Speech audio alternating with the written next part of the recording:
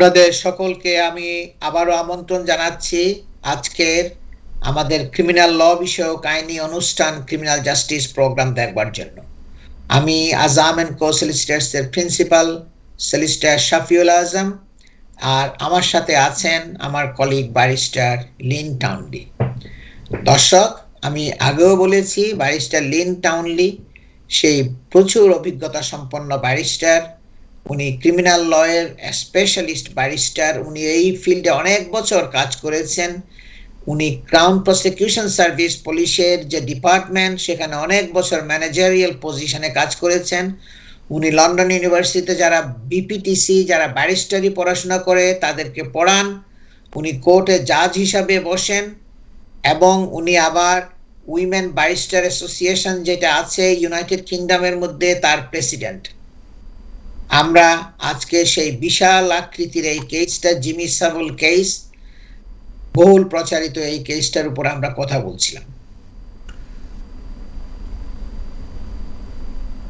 He died of pneumonia, Lynn. And did Jimmy Savile have a state funeral? Yeah. Well, I mean, state funerals are generally reserved in this country for royalty, generally.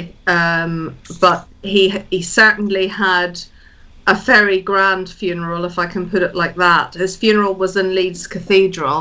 So to explain to your viewers the significance of that, I mean, most people, you know, have their funerals possibly in a church or some other establishment, but to have a funeral in a cathedral is generally it's not what happens on average.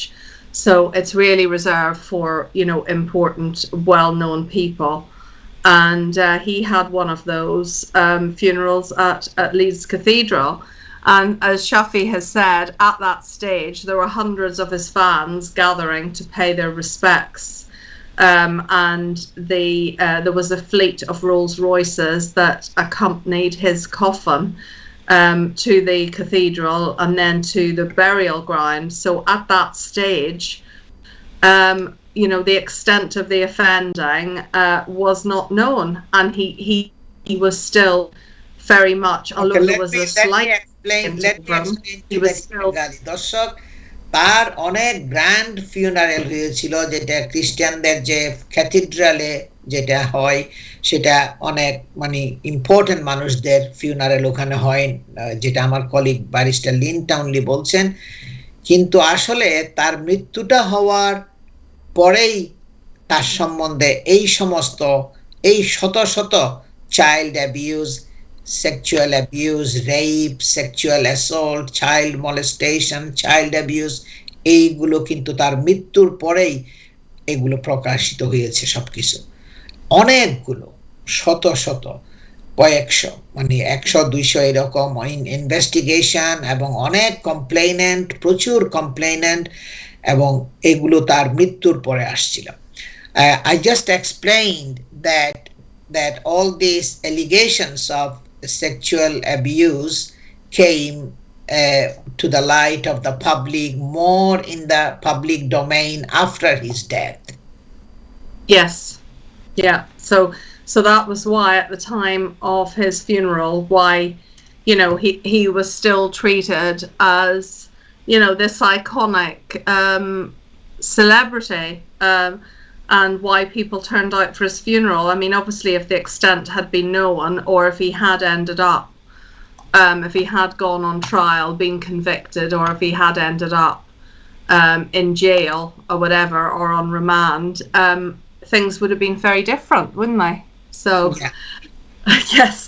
So, you know, at the time, he had a lot of people turning out to pay respects, and it was on the news, and you know, there were tributes to him after he had passed away in the interim between his death and the extent of the offending becoming known both by the police and then by the wider public. Yeah. Now, about was he in the Royal Marine? He wasn't actually in the Royal Marines itself. He didn't serve as a serviceman, as it were, but he had ties with the Royal Marines to such an extent that they honoured him. And to explain this in the context, he wasn't a serviceman, but they gave him one of the green berets to honour the work that he'd done for charity. And at the time, he requested that the green beret, which had been gifted to him by the Royal Marines, that was buried with him. He was buried in a grave, in a coffin, and the beret was put into the coffin with him. Such was the esteem at which he held that honour that he'd been given by the Royal Marines. So he was given the green beret, yeah? Yes, which is part of their uniform, and not everyone is given that or entitled to it, but he was given that by the Marines in recognition of his of the esteem in which he was held by that sort of regiment because of the work and the charity work that he did. Yeah.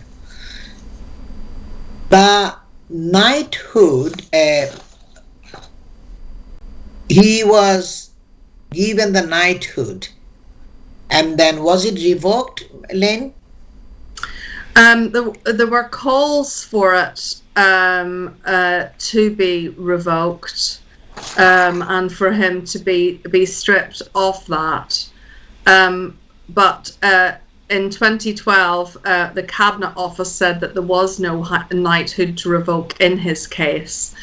But it doesn't really seem to have been dealt with, but I think it's considered as having been revoked.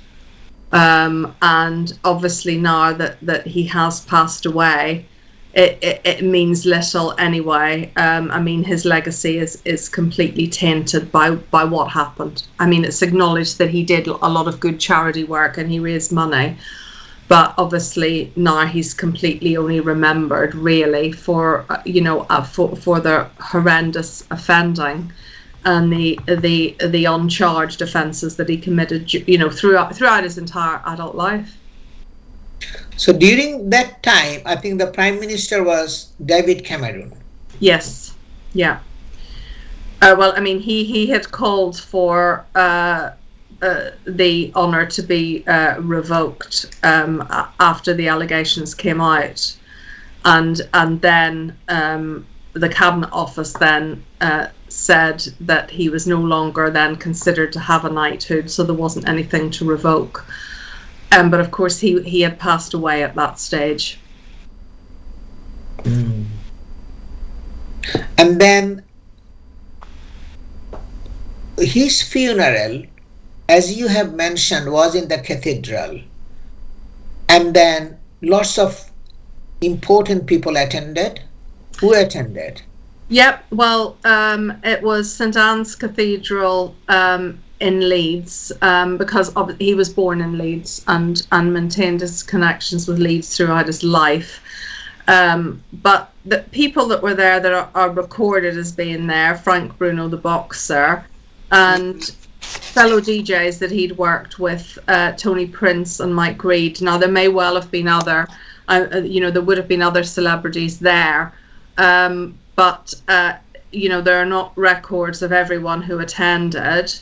But in relation to what was said in the eulogies, was that it should be a celebration of his life. And I mean, at that stage, no one knew, and there was rumours, there was conjecture, there was the case that he had brought against the journalists for making the allegations that he had abused people in a children's home in Jersey. That was pretty much where things were at that time. And you know, it was not the situation that happened really after his death, where, you know, there were numerous allegations came out and actually they were investigated. And in as much as you can look at the truth of allegations, because obviously it's limited, because they can never go to a trial, or generally have never gone to a trial to date, so they can't be tested. But a lot of the allegations from different victims mirrored each other to such an extent that they supported each, you know, they made the evidence seem extremely strong, because they were people who didn't know each other who reported, you know, the exact same and similar behaviour from Jimmy Savile. So it was the volume of the allegations and the types of allegations that were being made that actually, had the case gone to trial, would have made it a very compelling case against him. That's as far as you can say, because obviously he was never tried.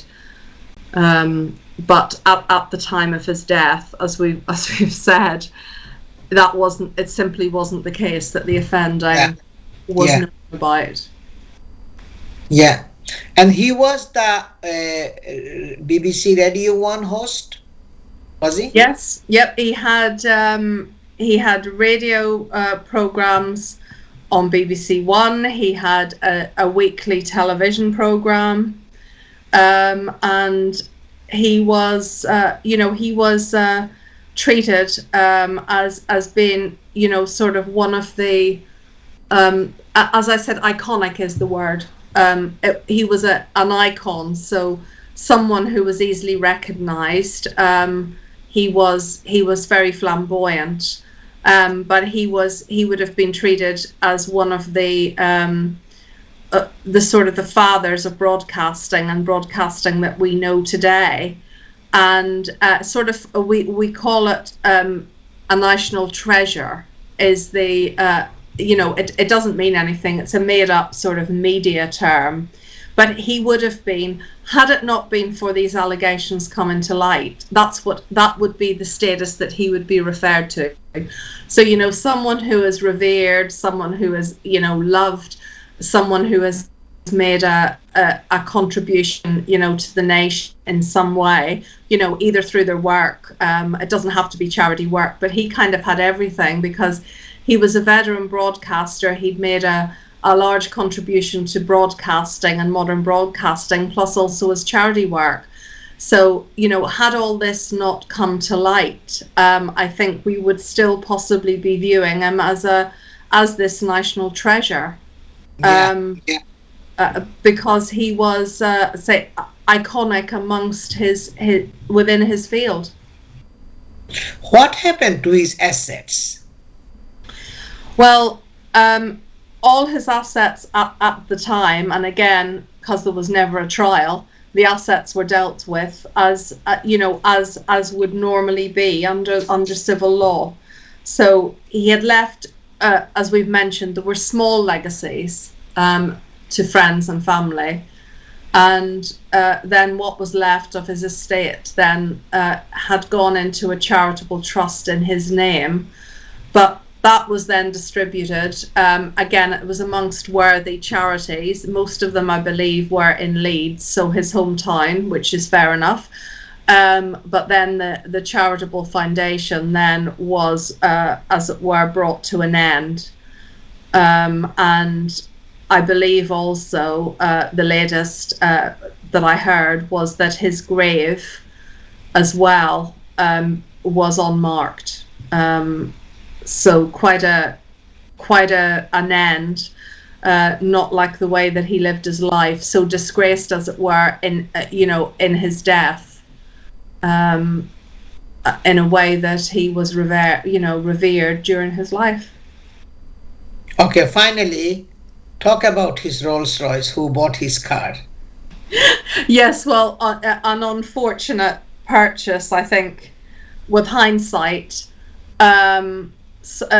it was the entrepreneur in Dorset that bought it with a view to, to using it for very unfortunately hosting weddings and children's parties, but completely unusable if it had a link to Jimmy Savile, which was why it was bought in the first place. That was the selling point of the car, that it was Jimmy Savile's old car. Of course, can't be used for that anymore, and really just has, hopefully more than a scrap value, but a value possibly as an old a vintage car eventually to a collector who would want it for its value as a car, rather than having the link to who owned it. But I'm not sure what has become of it now. But the owner who had first purchased it from the Savile estate felt that he had ended up with something that was a very, expensive purchase that he couldn't sell. Yeah, the thing is, he was telling that he had to take the name off. Yeah, well, I mean, any connections with Jimmy Savile or provenance of the vehicle, that would have to be erased. But whether that is possible or not, because as you will know, there's the link of the ownership of the car that comes, via the records of the car. So it's not that easy. But I mean, it may well be with time that the car, the connection, will fade, and possibly, a collector would want the car simply because it's obviously a classic car and would be relatively rare as time goes on. So it would be if a collector, would want it for purposes that the past ownership was not relevant. But that depends where the car goes. So, for example, someone in a different country where Jimmy Savile was not known in the way he's known in the UK, there might not be that toxic connection with it. But certainly in the UK, I think it would be very difficult to sell a car with such a completely toxic history to it, or ownership history, if I put it like that. Yeah.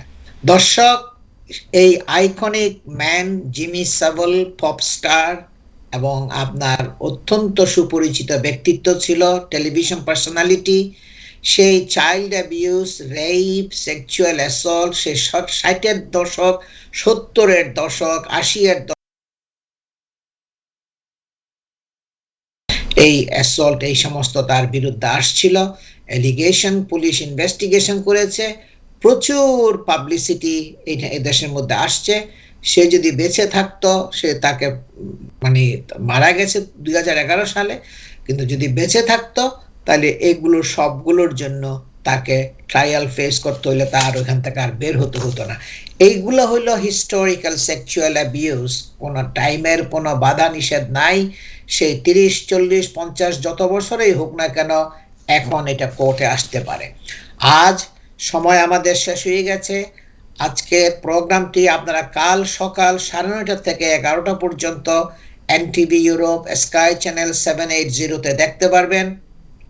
তাছাড়া NTV ইউরোপের Facebook, ইউটিউবে log in করলেও আপনারা প্রোগ্রামের link পাবেন।